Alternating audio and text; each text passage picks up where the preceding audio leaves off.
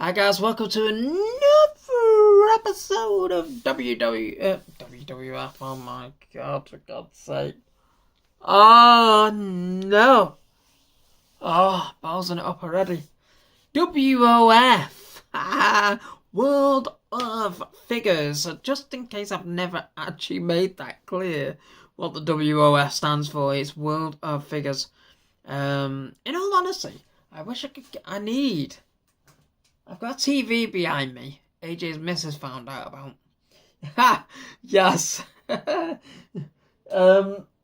really do need.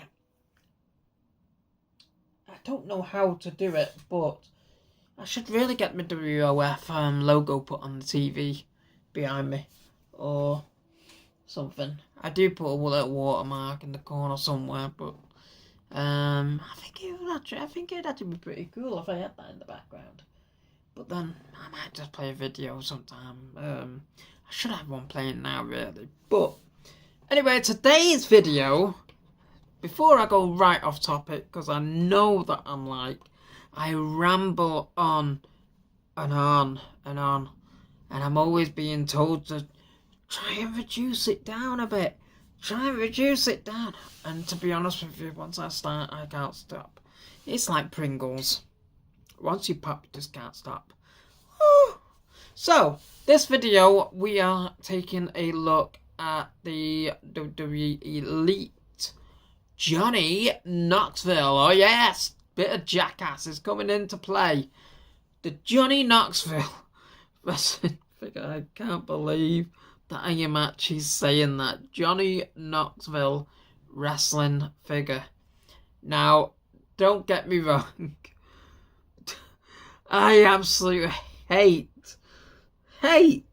celebrity wrestlers. But this figure is actually pretty good. In all honesty, of all celebrity wrestlers that we have seen in the last few years, he was probably the worst one in the last couple that we've actually seen, which is obviously Logan Paul and Bad Bunny. He was probably the worst, but probably the most entertaining. He really, really was. So, let's just get on with the Johnny Knoxville review. You've got his knee pads, which are actually moulded on. They're not actually separate knee pads. Bit like the Otis figure that was brought out of him. Yes, his knee pads are actually moulded on, and to be honest with you, it doesn't look too bad considering.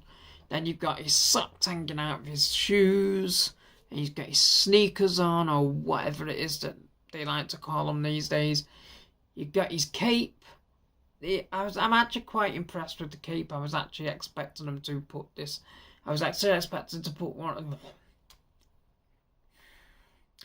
I was actually expecting them to put a horrible hard rubber thing on him, but they didn't. They actually went for material, and it looks really good. Wow! Johnny Knoxville flying into the elite class. But yes, Johnny Knoxville, obviously it does come off. You can take it off, and it has written on it, Johnny Knoxville, World Champion. Sadly, he never got that far. Thank God. But yes, Johnny Knoxville, he's got his trademark new glasses. Obviously, he's getting older now. I remember watching him in a few films, actually. I never actually saw him in Jackass until probably quite late on. I think Jackass 3D was the first one I actually ever watched of Jackass, and that was the first time I actually ever found out about Jackass. But I've seen Johnny Knoxville in Men in Black 2, Walking Tall with The Rock, The Ringer, where he played a character that was trying to raise money for I think it was his uncle in the film. and he pretended to be disabled and everything and went into the Special Olympics. Bit cringy, but it happens. I don't care. In all honesty, it was an entertaining film. I'm disabled myself, so it was entertaining. Well, to get away from that category, that topic anyway, we'll get back to reviewing the figure. He got his trademark white shorts that he had on over the top of what looked like a possible onesie or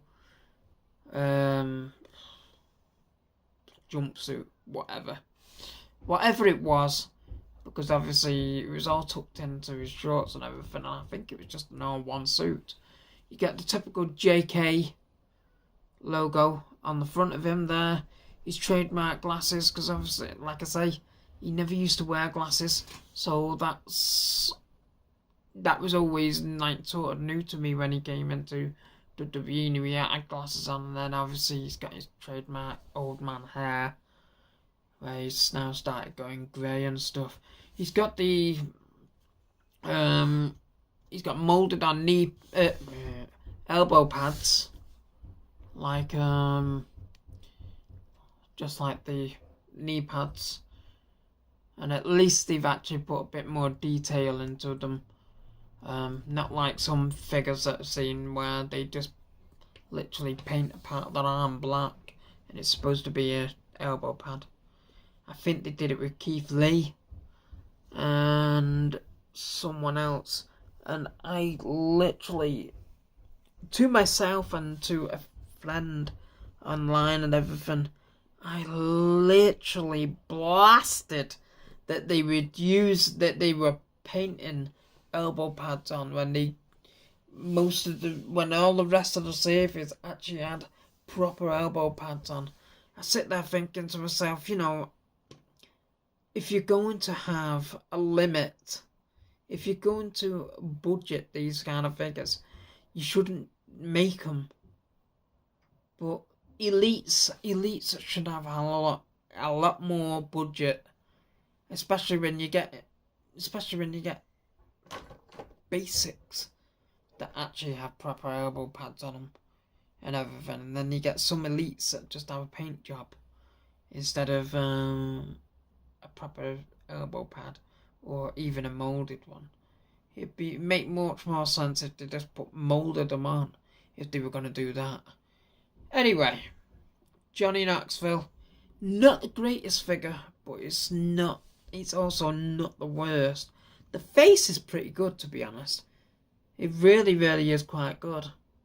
And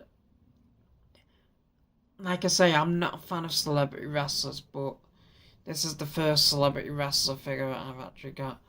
I actually regret not ordering the Logan Paul Ultimate Edition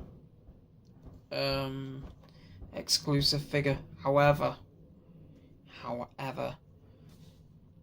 as AJWF always says, always waiting, because I could see Logan Paul possibly getting another Ultimate somewhere down along the line in probably a new gear. He might even get an Elite, so if he gets an Elite, I'll probably get an Elite of him. Alright, anyway, so this video has been Johnny Knoxville, and sadly he didn't become world champion. So for this video, that is me done, and until next time, I am out.